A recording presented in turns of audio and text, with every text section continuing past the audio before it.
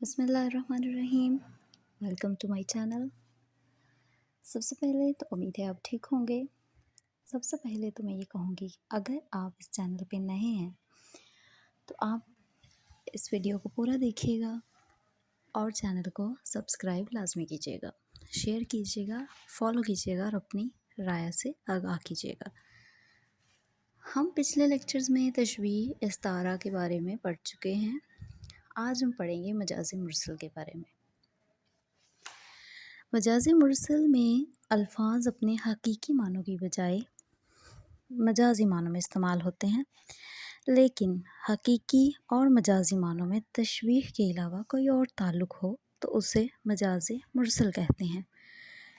اس کی مختلف صورتیں ہو سکتی ہیں، لیکن یہاں پہ ہم صرف 4 صورتوں کے بارے میں پڑھیں گے۔ جیسے پہلی ہے جز بول کر کل مراد لینا، کل بول کر جز مراد لینا، سبب بول کر مسبب مراد لینا اور مسبب بول کر سبب مراد لینا۔ جز بول کر کل مراد لینا سے مراد یہ ہے کہ یعنی جو لفظ جز کے لیے واضح کیا گیا ہو اسے کل کے معنوں میں استعمال کرنا۔ جیسے ہم کہیں کہ دشمن نے ہتھیار ڈال دیے، لوگ تماشا دیکھنے، سارا شہر تماشا دیکھنے آیا۔ یعنی یہاں پہ سارا شہر نہیں آیا ہوگا، کچھ لوگ آئے ہوں گے۔ سنگ پھینکے ہیں میری قبر پہ گل کے بدلے، گالیاں دے ہے پس مرگ بکل کے بدلے۔ یہاں کل سے مراد سورہ اخلاص نہیں، سورہ فاتحہ 3 مرتبہ سورہ اخلاص پڑھنا ہے، ٹھیک ہے؟ یہاں دوسرے کل نہیں ہے، یہ والے کل ہے۔ کل بولنا اور جز مراد لینا، جو لفظ کل کے لیے واضح کیا گیا ہو اسے جز میں استعمال کرنا۔ جیسے ہم کہیں کہ اس نے کانوں میں انگلیاں دے لیں، ہم کانوں میں انگلیاں نہیں دیتے، انگلیوں کی کچھ پوریں ہوتی ہیں جو ہم کان میں دبا لیتے ہیں، دے لیتے ہیں۔ اور بازار سے لے آئے اگر ٹوٹ گیا، جام جم سے میرا جام صفال اچھا ہے۔ بازار سے مراد پورا بازار نہیں، صرف ایک دکان ہے جہاں سے کچھ خریدا گیا۔ سبب بول کر مسبب مراد لینا، اس فقرے میں ہم کہیں گے، جیسے بات کریں ہم، بادل کھل کر نہیں برسا۔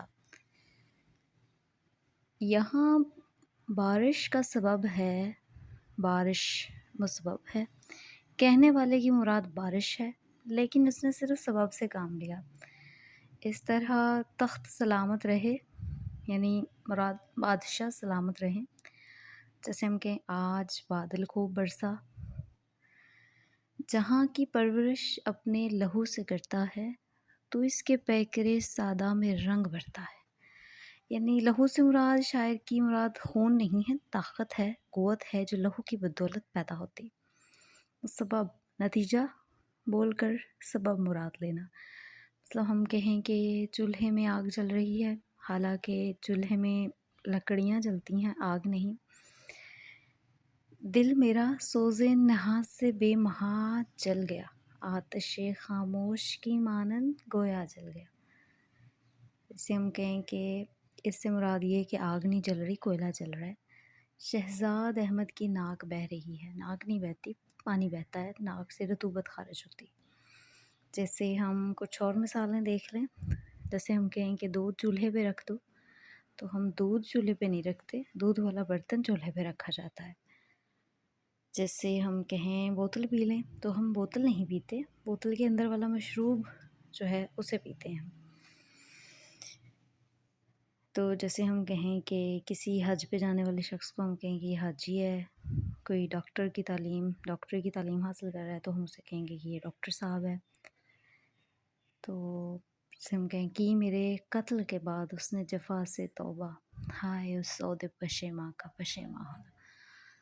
امید ہے آپ کو کنایا مجاز مرسل کی سمجھ آ گئی ہوگی۔ اب کنایا کے بارے میں ہم اگلے لیکچر میں پڑھیں گے۔ اگر آپ تشبیہ، استعارہ، مجاز مرسل اور کنایا کو اچھے طریقے سے سمجھ لیں گے تو آپ کو پیپر میں MCQs کے جو 5 نمبر ہیں وہ آسانی سے حاصل ہو جائیں گے۔ مجاز مرسل ایک دفعہ پھر بتا دوں کہ حقیقی معنی نہیں، مجازی معنوں میں استعمال ہوگا، اور اس میں تشبیہ کے علاوہ والا کوئی تعلق پیدا ہوگا تو ہم اسے مجاز مرسل کہیں گے۔ اسے حقیقی معنی مراد لینا غلط ہوگا۔ چینل کو سبسکرائب کرنا مت بھولیے گا۔